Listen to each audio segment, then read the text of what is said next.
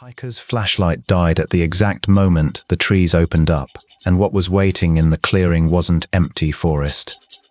Luc Moreau had been lost in Brittany's woods for 3 days when his beam flickered out, and instead of darkness, a cobblestone square materialized in front of him.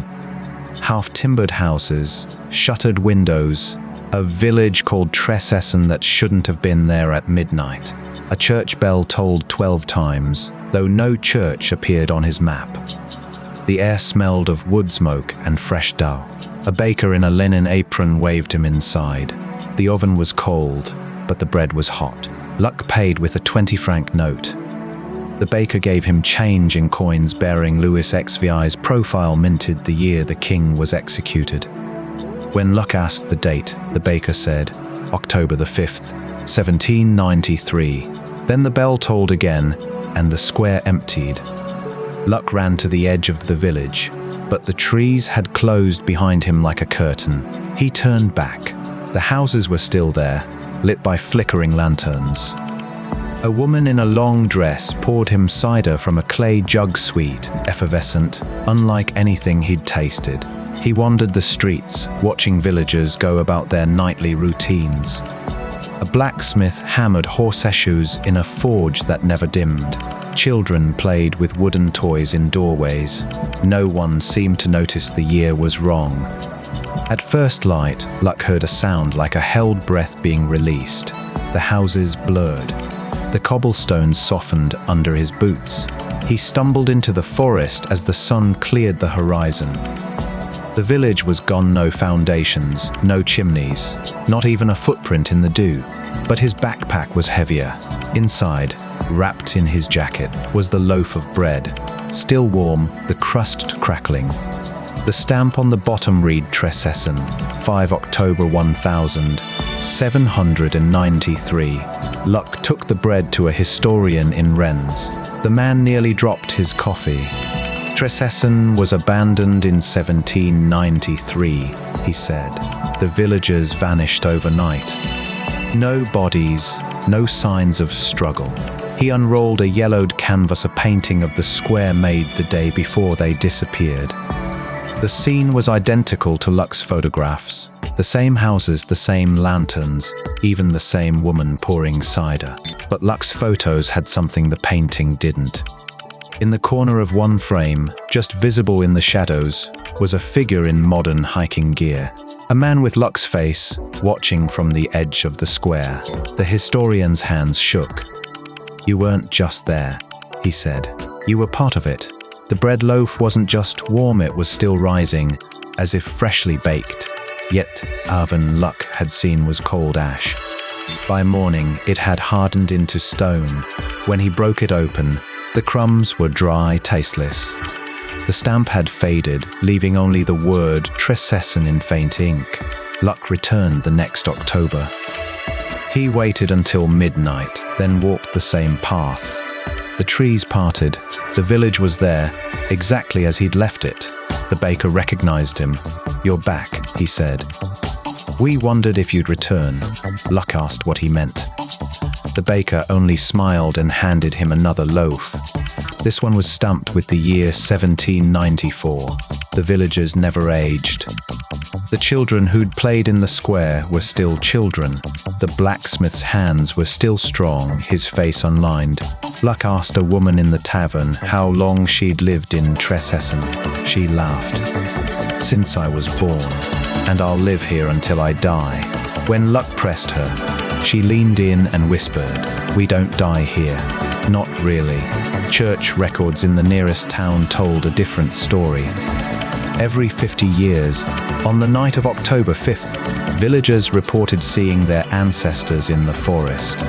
They described the same scene, a medieval square, lanterns flickering, people in old-fashioned clothes.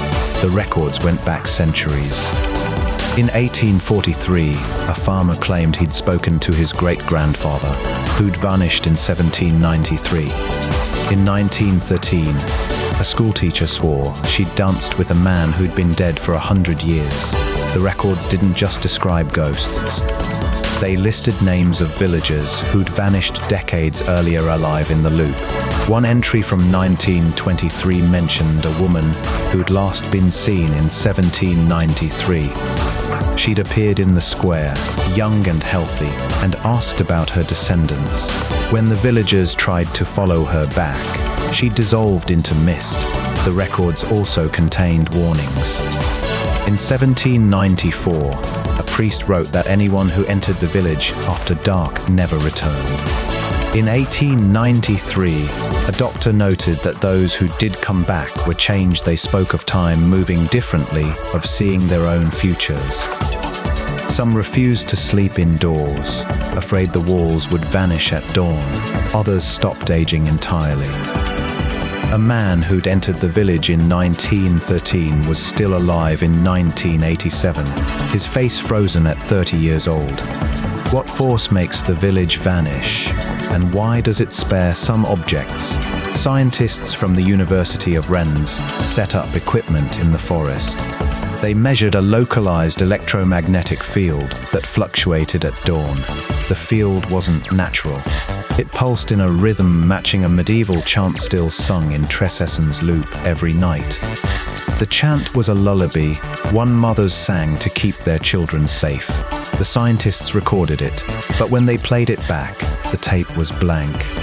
The only sound was a faint hum, like a held breath being released. The field doesn't destroy objects, it unwrites them from our timeline.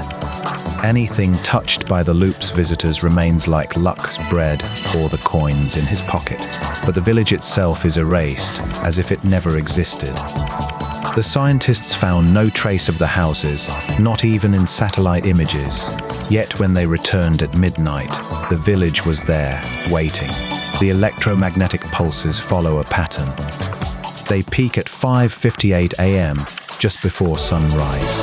That's when the village dissolves. The scientists theorize the loop is a pocket of time, a moment frozen in 1793. But it's not static. It interacts with the present, pulling people in when they cross its threshold. The villagers aren't ghosts. They're trapped in a repeating night, unaware the world has moved on. Can anyone enter the loop? And what happens if you stay past dawn? In 2019, a journalist named Claire Dubois spent the night in Trécesson. She brought a camera, a voice recorder, and a notebook. The villagers welcomed her. They fed her bread stamped with the year 1794. She danced with a man who claimed to be her great-great-grandfather. He had her eyes. Claire stayed until the last possible moment.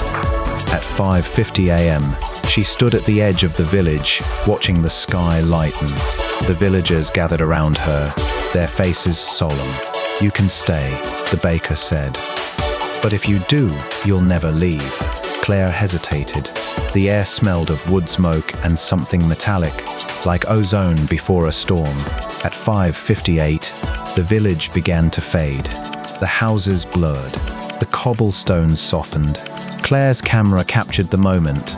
The last frame showed the square dissolving, but in the corner, just visible, was a figure. A woman with Claire's face, but older, much older.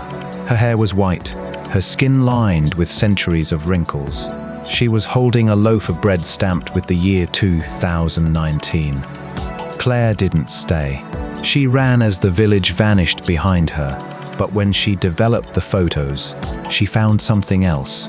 In every picture, her reflection was slightly older. In the first, she looked 25. In the last, she looked 40. The journalist who'd entered the village was gone. In her place stood a woman who'd lived 200 years in a single night. The villagers of Trécesson aren't the only ones trapped. Every 50 years, someone new joins them. A hiker, a lost traveler, a curious journalist. They enter the loop and never leave. Their bodies don't age, but their minds do. They remember the future they'll never have. They watch as the world moves on without them. Luc Moreau returned to Trécesson every October for 30 years. Each time, the villagers welcomed him like an old friend. Each time, he left before dawn. But in 2017, he didn't come back. His car was found abandoned in the forest. the keys still in the ignition. Inside, wrapped in his jacket, was a loaf of bread. It was warm, the crust crackling. The stamp on the bottom read, Trécesson, 5 October 1793. Visit Trécesson at night but leave before dawn. Or stay and risk becoming part of the loop forever.